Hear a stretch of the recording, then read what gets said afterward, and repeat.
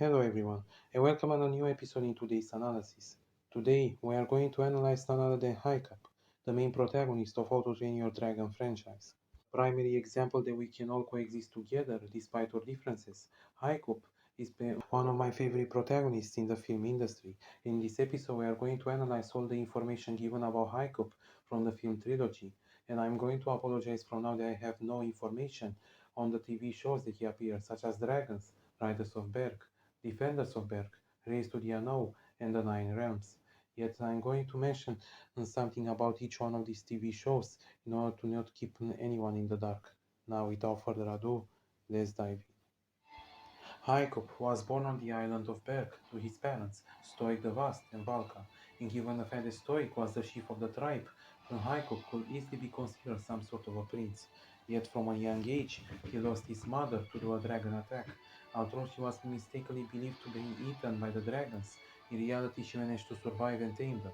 Yet the rest of Berg believed that she died, and because of this Stoic often did everything necessary to protect his son and the rest of his tribe from suffering the same fate. Growing up, Haikuk was not like the other Vikings, as given the fact that he was very thin and barely had any muscles in his body, and because of this he was named Haikap, given the fact that it is the Viking tradition to name the smallest and the most fragile one from the tribe with such a name, and because of this Haikap was largely ignored by his tribe and often not put into a shelter in order to hide from any kind of dragon attack, and unlike the rest of his tribe, including those from the same age, were often fighting dragons for their own survival. Of course, everything changed one day when he was 14 and he met a Night Fury into a vulnerable state in the woods, and after he accidentally shot it down last night through using one of his weapons.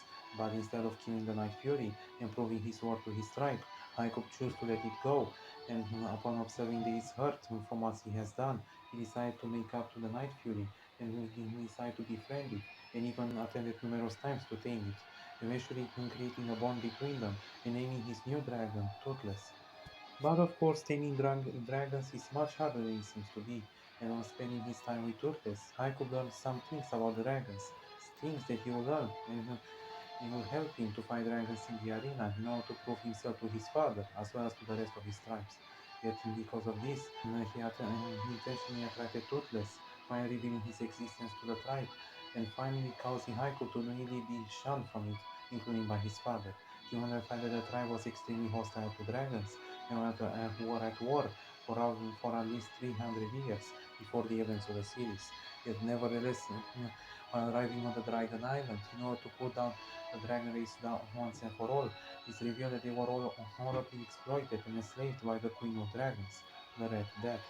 Yet, thankfully, Haikuk managed to arrive on the island, free Toothless, and eventually managed to defeat the Queen once and for all, finally earning his father and the whole tribe's respect, and bring a new age of peace between the humankind and the dragonkind.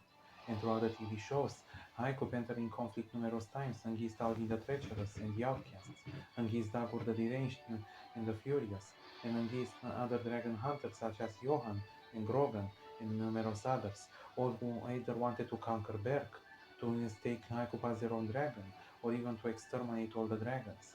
Nevertheless, by the age of 19, and now Berg fully embraced the dragon tradition, Haikuk giving conflict now the warlord Drago Bloodfist, who wished to enslave both humans and dragons and conquer and rule the entire world, using his tragic backstory as an excuse for what he is doing. Here, he finally met his mother Valka, who is revealed is still alive after all those years, apologizing for leaving him and the tribe behind, despite the fact that she was forced to do so, given the circumstances of their world.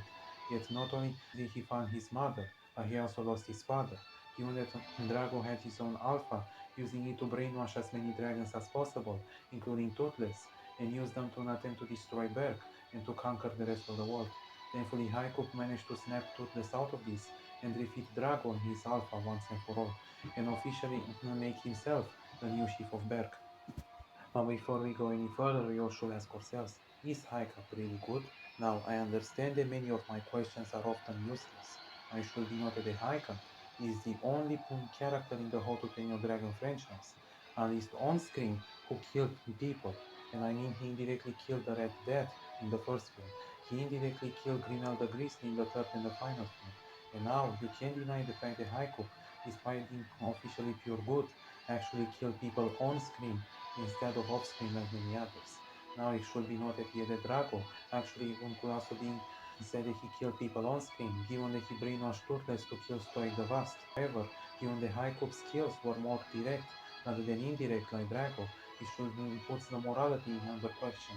However, Highcup is genuinely a very good person who often does everything necessary to make sure that his loved ones survive. So of course the answer to the question is definitely yes, as Highcup can easily be called as nothing short of pure good from my point of view.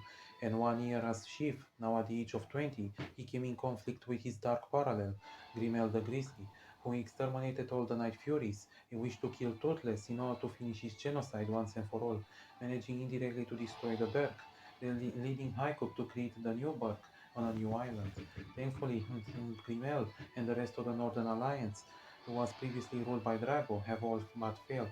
However, given the fact that the danger didn't will continue, Highcup had no choice but to let Toothless and all the other dragons to go into the hidden world, hoping to save them from the hands of humanity, thus causing the dragons to be considered a meat even by us humans, now 1300 years since that time, further proving that the events of How to Train Your Dragon franchise take place sometime in 700 CD.